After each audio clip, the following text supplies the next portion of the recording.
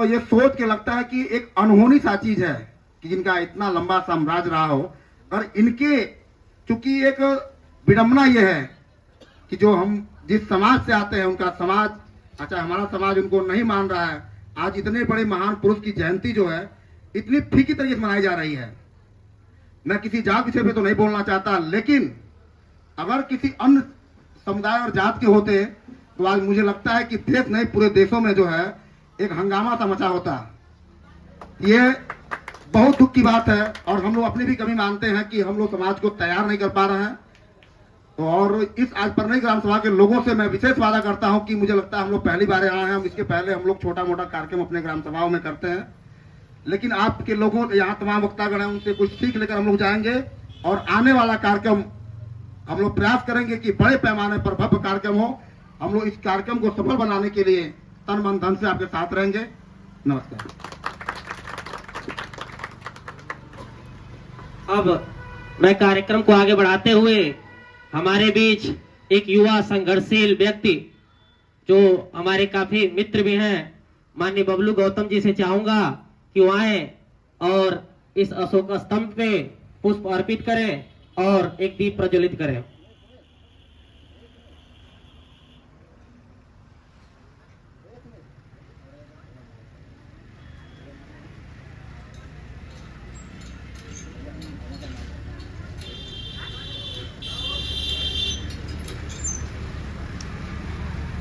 और मैं चाहूंगा कि अपनी बातों से लोगों को अवगत कराएं माननीय बबलू गौतम जी।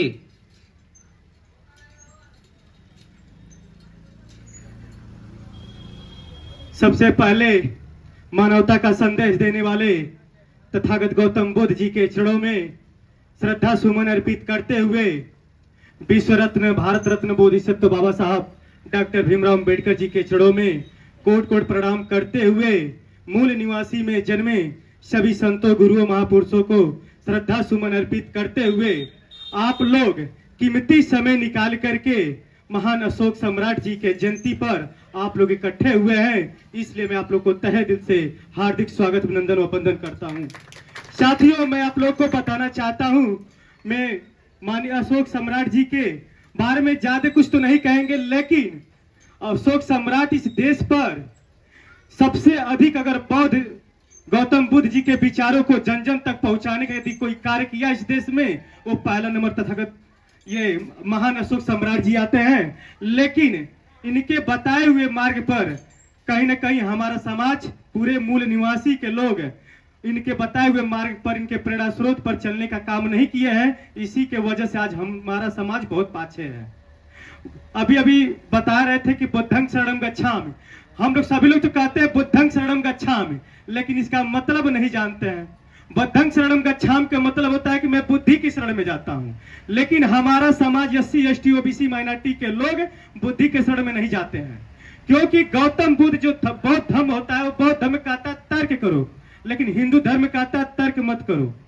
यानी बौद्ध धर्म कहता है पहले जानो तब मानो, लेकिन हिंदू धर्म कहता है मान लो तब जानने की कोशिश मत करो। तो बताइए, आज भी आपके घरों में, मेरे घरों में शादी विवाह होती है तो वहां पे भी गोबर का पूजा होती है, वहां कोई जानने की कोशिश नहीं करता है। अगर मामा इमली घोटाने आते हैं, कहते हैं मामा बुलाओ इमली घोटा दिया जाए, सबको पता है कि वो इमली नहीं होता, आमों का पल्लो होता है, लेकिन वहां पे भी हमको मूर्ख बनाया जाता है। कहां हम बुद्धि की शरण में है भाई? अगर मैं बुद्धि की शरण में होता तो मैं गोबर का पूजा तो नहीं करता, मैं जानता हूं गोबर है। अगर मैं बुद्धि की शरण में होता तो मैं इमली की जगह पे आमे को पल्लो नहीं कटाता। इमली घोटाने का मतलब ये होता है कि ये जो बच्चियां होती है ना, वो उसको मामा क्या देते हैं, साड़ी देते हैं और पैसा देते हैं। यानी कहने का मतलब ये है कि जब आप हमारे घर आओगी और जाओगे तुमको कुछ नहीं मिलेगा, लेकिन ई मिलेगा।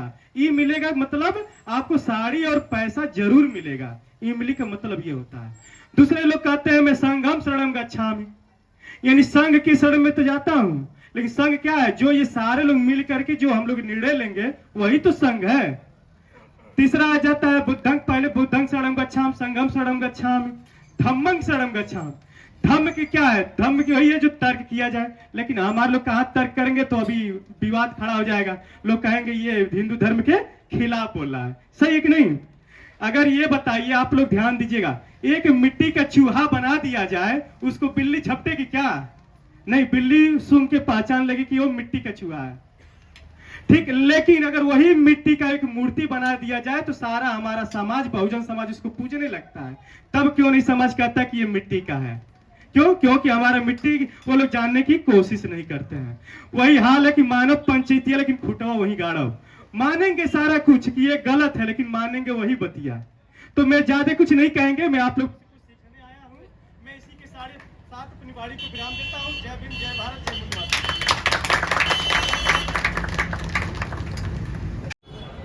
आज इस कार्यक्रम में आए हुए सभी अतिथियों का सादर अभिनंदन वंदन है। जो आप लोगों ने अपना समय दिया, बहुत सारे लोग अपने घरों में समय दे रहे हैं, आप लोग आज यहाँ समय दे रहे हैं। आज ऐसे मंगल अवसर पे हम लोग इकट्ठा हुए हैं। आज ऐसे महान सम्राट अशोक महान जी की जन्मोत्सव का दिन है, जो आज पूरी दुनिया ऐसे महान सम्राटों के जन्मोत्सव को आज मना रही है। ऐसे पर्व पे हम लोग यहाँ इकट्ठा हैं। मित्रों, जैसा कि वक्ताओं ने बहुत कुछ आप लोगों को बता ही दिया, अब ज़्यादा समय नहीं लेकर थोड़े समय में हम कुछ आप लोगों को बताना चाहें। आज इस देश की पहचान और इस देश का मान अगर है तो इस सम्राट अशोक महान से है, जिनके जितने भी हमारे राष्ट्रीय प्रतीक हैं, भारत के निशान हैं, भारत का शान है, वो सारा का सारा सम्राट अशोक महान जी से लिया गया है, जिस वजह से इस देश की पहचान है। जब भी कहने के लिए तो बहुत सारे हमारे नेता अभिनेता हमारे देश से बाहर देशों में भी जाते हैं, और जब भी बाहर देशों में जब जाते हैं तो वहाँ पे बड़े शान से और गर्व से कहते हैं कि मैं बुद्ध और अशोक की धरती से आया हूँ। कितने गर्व की बात है। लेकिन यहाँ क्या हो रहा है बाकी सब लोगों उससे अवगत हैं। तो मित्रों, हम सबको जागरूक होने की जरूरत है।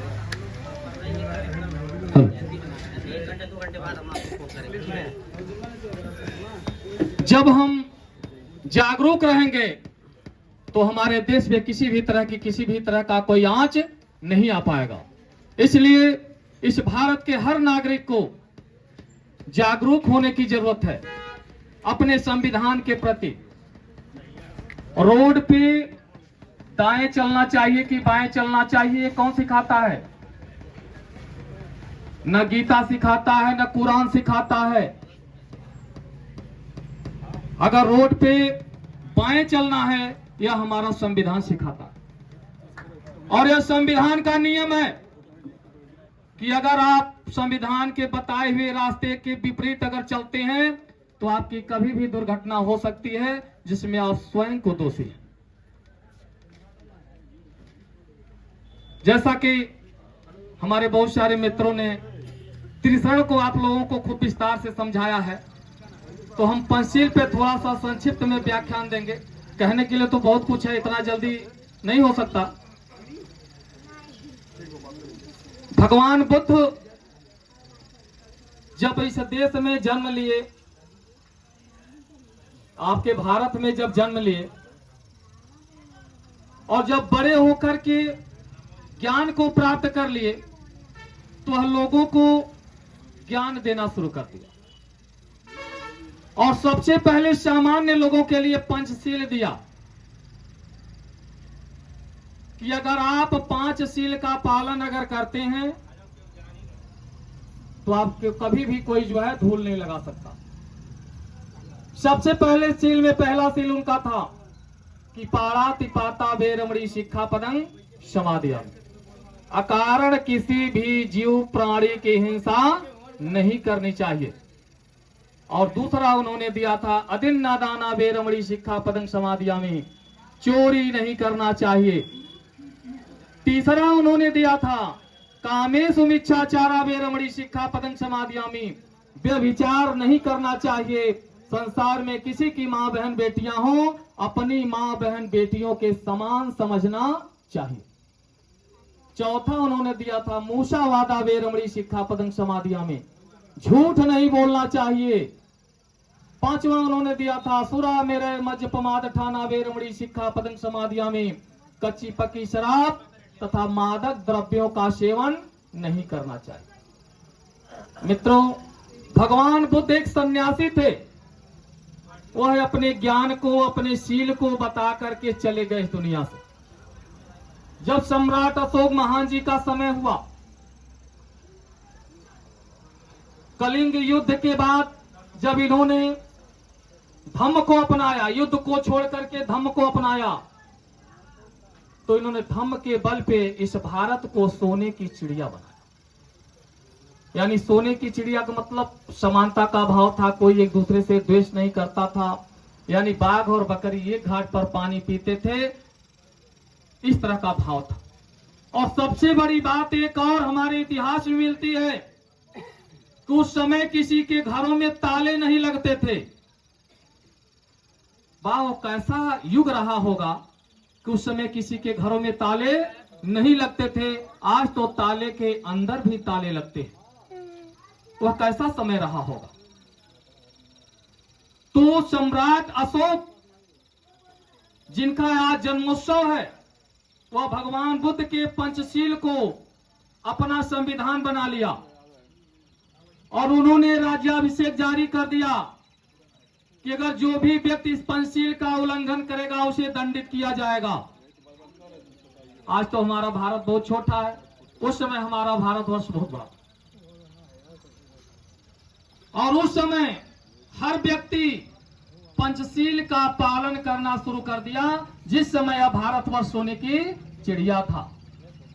आज मित्रों देख लीजिए, कोई अपने आप को सुरक्षित महसूस नहीं कर पाता है। यहां तक कि हमारी माताएं बहनें दिन डूबने के बाद अगर रोड पर निकलती हैं तो घर वालों को सोचना पड़ता है कि कहां है, कैसे है, किसी स्थिति में है। लेकिन उस समय किसी के घरों में ताले नहीं लगते। उसी चीज को जब हमारा भारतवर्ष गुलामी से आजाद हुआ तो बाबा साहब भीमराव अम्बेडकर जी, उनके साथ उनके सहयोगियों ने जब संविधान को लिखना शुरू किया तो संविधान के पहले ही पन्ने पर उन्होंने पंचशील को पहले ही डाल दिया है। आज भी है, अगर आप अकारण किसी की हत्या करते हैं तो आपकी जगह कहां होगी? जेल में होगी। अगर आप चोरी करते हुए पकड़े जाते हैं तो आपकी जगह कहां होगी? जेल में होगा। अगर आप व्यभिचार करते हुए पकड़े जाते हैं तो आपकी जगह कहां होगी? जेल में। अगर आप झूठ बोलते हुए भी पकड़े जाते हैं तो आपकी जगह कहां होगी? जेल में। अगर नशीली चीजों का, शराब का सेवन सार्वजनिक जगहों पे करते हुए अगर आप लोग पकड़े जाते हैं तो आपकी जगह कहां होगी? जेल में। आज भी हमारे संविधान का नियम है। लेकिन आज बड़े दुख के साथ यह कहना पड़ रहा है कि संविधान के पालन करने और करवाने वाले दोनों ठीक नहीं हैं, जिस वजह से हमारे देश की यह हालत पड़ी है। तो मित्रों, हम सबको उसके बारे में जानना है, संविधान के बारे में जानना है। हर घर में संविधान की पुस्तकें होनी चाहिए जिसका नियम और कानून हर व्यक्ति को मालूम है। और जब तक हम उसके बारे में नहीं जानेंगे तब तक उस पर चलने का और पालन करने का कोशिश नहीं करेंगे। आज ऐसे महान विभूतियों के जन्म दिवस के मंगल अवसर पे आज पूरा भारतवर्ष आज इनका जन्मोत्सव मना रहा है। और मैं एक चीज आप लोगों को और बताना चाहूंगा कि सम्राट अशोक महान जी की जयंती के मंगल अवसर पे बिहार प्रदेश में आज 10वां साल है। छुट्टी की घोषणा हो गई है, 10 साल हो गया। आज 10वां जो है जन्मोत्सव मनाया जा रहा है। सम्राट अशोक क्लब की पहल थी, जिस पहल पे वहां के वर्तमान मुख्यमंत्री जो उस समय थे नीतीश जी ने, उन्होंने बात को मान लिया, समझ लिए, जो कि छुट्टी की घोषणा उन्होंने किया। और मित्रों, आज ये भी है कि आज आपके प्रदेश के कोने कोने में नहीं, पूरे भारत के कोने कोने में संगठन के द्वारा, चाहे वो किसी भी कोई भी संगठन हो, चाहे सामाजिक हो, चाहे राजनीतिक हो, सबको यह पता है और उनके मुखिया लोगों को भी पता है। अब सब लोग मिलजुल करके एक दूसरे से हर्षोल्लास के साथ पूरे भारत में जो है सम्राट अशोक महान जी का जन्मोत्सव सब लोग मिल करके मना रहे हैं। और हमारा संगठन आज जो है एक पत्रक जो है हमारे माननीय जो वर्तमान मुख्यमंत्री हैं उनके समक्ष जो है प्रस्तुत भी किया है कि सम्राट अशोक महान जी के जन्मोत्सव पे छुट्टी की घोषणा होनी चाहिए। जैसा कि बहुत सारे लोगों ने भी विधानसभा में संसद में मांग किया है, तो एक पत्रक भी आज सौंपा गया है आप सबके लिए। तो मैं ज्यादा न कहते हुए अपनी बात को समाप्त करता हूं और पुनः कभी मौका मिलेगा तो आप लोगों को बहुत सारी चीजें हैं जो बताने के लिए, जो मैं इस विषम परिस्थिति में कम समय में नहीं बता पा रहे हैं, उस चीज को ही बताने की कोशिश करूंगा। और पुनः आप लोगों से निवेदन है कि आप लोग अपने अपने घरों में जाएंगे। देखिए मित्रों, धर्म संप्रदाय से ऊपर उठ करके जब भी कोई महान होता है, कोई राजा होता है, तो वह किसी व्यक्ति विशेष का नहीं रह जाता है, वह पूरी दुनिया का, पूरे देश का हो जाता है। तो सम्राट अशोक महान भले ही मौर्य वंश में जन्म लिए, लेकिन आज वह पूरी दुनिया के जो है महानतमों में से महान शासक बन करके हैं। और इनकी जन्मोत्सव को हम लोगों को हर्षोल्लास के साथ हर साल मनाना चाहिए। और हम लोग अपने अपने घरों में एक तस्वीर जरूर लगाएं, चाहे वो किसी संप्रदाय के हों, किसी जाति से हों। उसमें जाति भेद का इन्होंने कभी ये नहीं रखा, इन्होंने सर्वधर्म समभाव का भाव रखा, यानी सभी धर्मों के लोग एक बराबर हैं, इस तरह का इन्होंने भाव रखा अपने शासनकाल में। जिस समय इनके शासनकाल में कोई भी दुखी नहीं हुआ करता था, सब लोग सुखी थे, इसलिए इन्हें महान कहा गया। इन्हें लोग दिलों पे बैठा करके रखते थे। जय भारत, जय भारत। बहुत बहुत धन्यवाद। आज